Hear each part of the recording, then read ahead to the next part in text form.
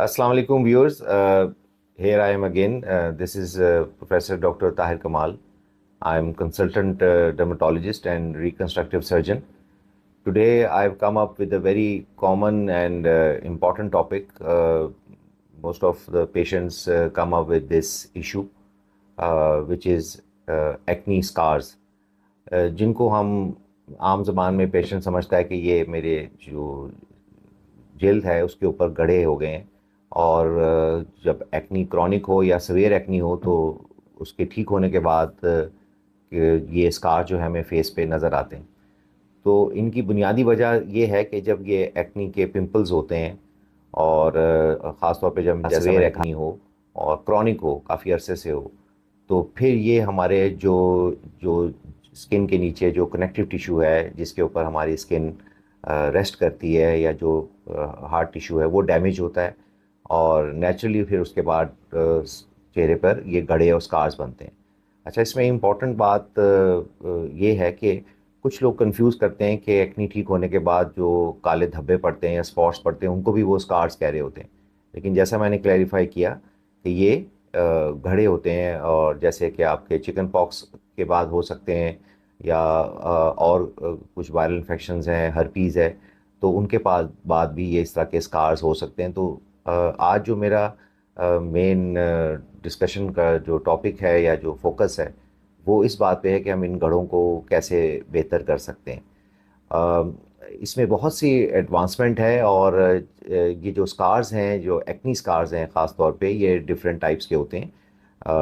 मिसाल के तौर पे ये बॉक्स लाइक स्कार्स हो सकते हैं, ये रेटिकुलर स्कार्स हो सकते हैं, ये डीप स्कार्स, इस तरह के जो डिफरेंट टाइप्स हैं। तो अकॉर्डिंगली हम after discussion and examining the patient हम डिसाइड करते हैं कि इस पे कौन सी मेथडोलॉजी जो है वो बेस्ट अप्रोच होगी इसको ठीक करने के लिए।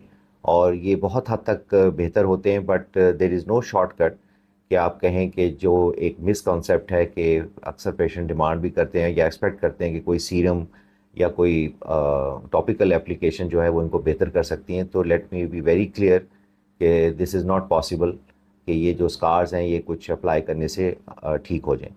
अब अगर हम ट्रीटमेंट पे फोकस करें तो इसमें सबसे पहले हमारे पास जो है वो रीसरफेसिंग या ऐसी लेज़र्स हैं जो कि हेल्प आउट कर सकती हैं। क्योंकि वो आपके डेड सेल्स को, और जब वो रिमूव करती है लेज़र, तो उसके बाद हेल्दी स्किन जो है वो रीजनरेट होती है, नए सेल्स बनते हैं और they try to cover up scars. तो इसको रीसरफेसिंग लेज़र्स भी कहते हैं। और बहुत इसमें माइल्ड एरिथीमा होता है, कोई ज़्यादा डाउन टाइम नहीं है।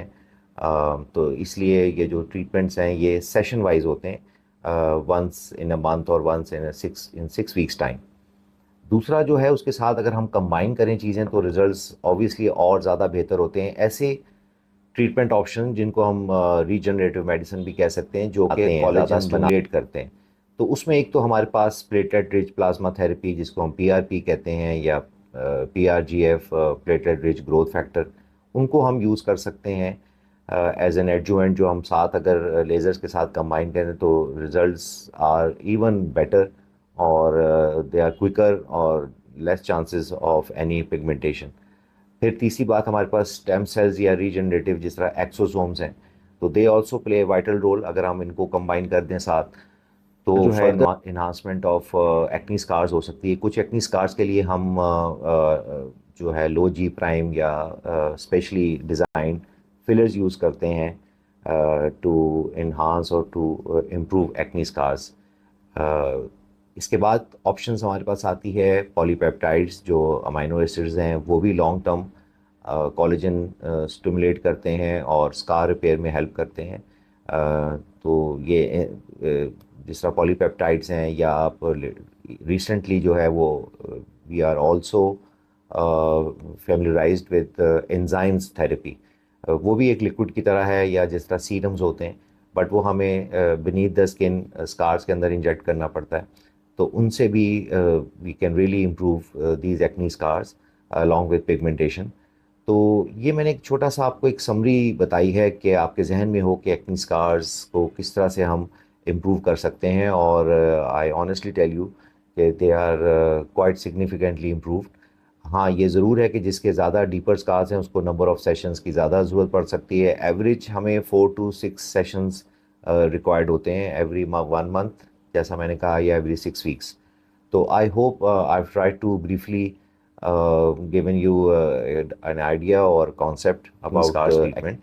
Or I think my viewers would be very pleased to know that we can improve these scars. They are not permanent now, and we have so many options that we can apply and improve these scars.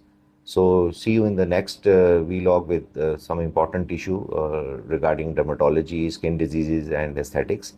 Thank you for listening, and see you in the next vlog.